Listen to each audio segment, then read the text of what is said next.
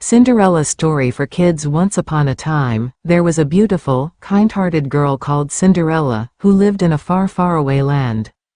She lived with her stepmother, Lady Tremaine, and two stepsisters, Anastasia and Drizella. As her stepmother was not very fond of her, she had asked Cinderella to live in the attic.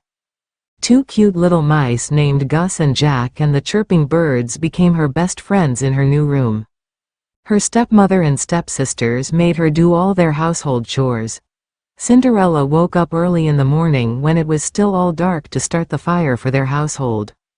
She cooked all meals, worked in the kitchen, and kept the fire going to warm their house.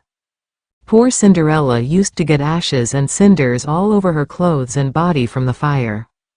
People say her real name was Ella, but her stepsisters and stepmother called her Cinderella as she always had cinders on her clothes. Anastasia and Drizella were arrogant and quarrelsome. They never happened to like Cinderella much and made her life miserable. They made her run on errands for them. Cooking, sewing, and cleaning were all done by Cinderella. Lady Tremaine enjoyed seeing Cinderella work so hard. She cunningly gave extra work to Cinderella, like asking her to bathe her cat, Lucifer. She did everything that she could to make Lady Tremaine, Anastasia, and Drizella happy. One fine morning, the king's messengers came riding on their horses and announced that the king and the queen had invited all the maiden ladies of the kingdom to a royal ball. The king and the queen were to find the prince a lovely bride. The young ladies were overjoyed with this news. They started to decide on their best ball gowns and jewelry. Soon, the king's messenger arrived at Cinderella's home and handed over the invitation to the ball. Lady Tremaine now ordered Cinderella to stitch two beautiful new gowns for Anastasia and Drizella for the royal ball. She kept Cinderella busy with more chores so that she wouldn't be going to the ball. Cinderella wished to go to the ball as well. So, she found her mother's old dress from her trunk. She thought to herself that she could make the dress into a beautiful new one fit for the royal ball. Soon, the day of the royal ball arrived, and Anastasia and Drizella were dressed up in the beautiful gowns stitched by Cinderella. Meanwhile, in the attic, Gus and Jack, the two little mice, and the birds had turned Cinderella's mother's old dress into a beautiful one. They had used the ribbons and beads thrown away by Cinderella's stepsisters to make Cinderella's dress. Cinderella was very happy to see her new dress done by the mice and the birds. She thanked her little friends and thought to herself that she could go to the ball now. But her stepsisters flew into a terrible rage when they saw her in that beautiful dress. They pulled out the ribbons and beads to destroy her dress.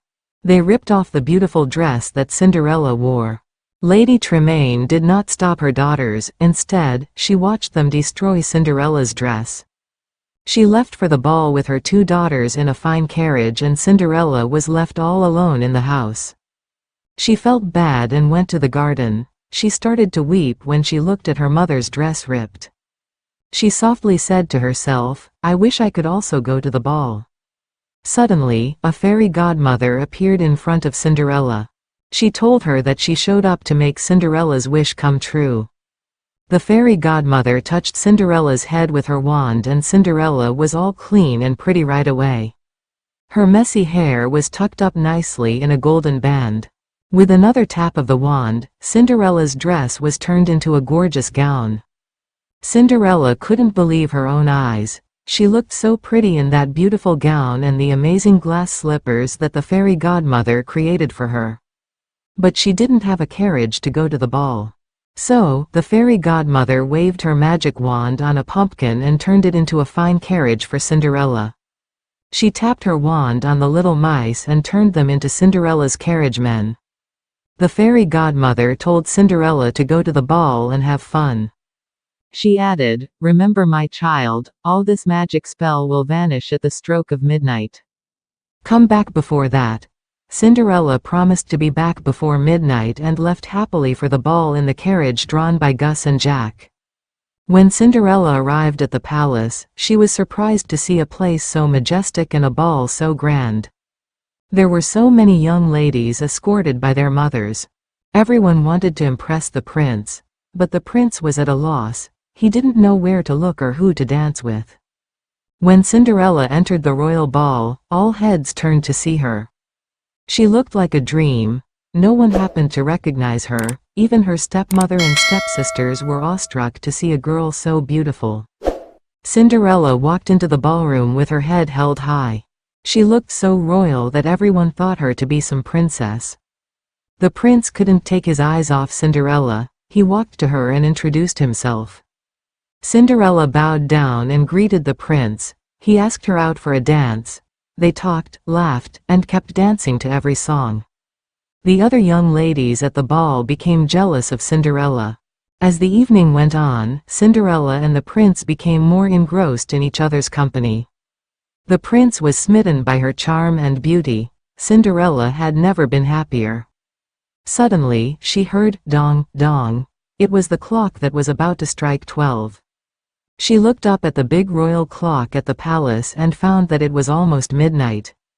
She screamed, "Oh, it is almost midnight." She told the prince that she couldn't stay longer.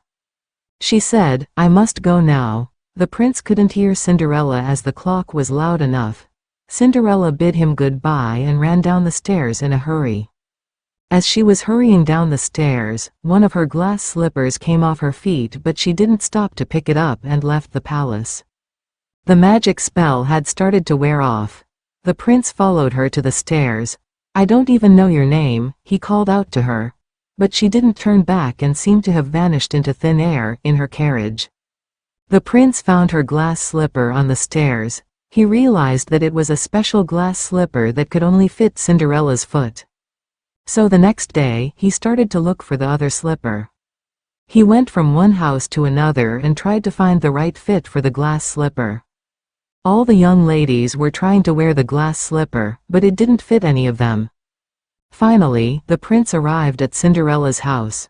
Lady Tremaine's daughters were all ready to try the glass slipper, but it didn't fit their feet. The prince asked if there was any other young lady in the house. Though they refused to tell the prince about Cinderella, he found her working in the house. He got down on his knee and insisted she tried the glass slipper. It was a perfect fit for Cinderella's foot. The prince was overjoyed to have found his love.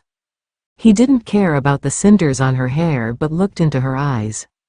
"I found you," he said, and took Cinderella off with him. Lady Tremaine and her two daughters grew red with anger, and Cinderella's friends Gus and Jack rejoiced. The prince married Cinderella and they lived happily ever after in the palace. Cinderella story moral: good people are always rewarded at the right time. In this Princess Cinderella story, Cinderella has always been good despite the difficulties she faced. The prince found her though she had cinders all over her dress and hair. He fell in love with her innocence and goodness. Cinderella's miserable days came to an end. She got married to the prince and they lived happily ever after.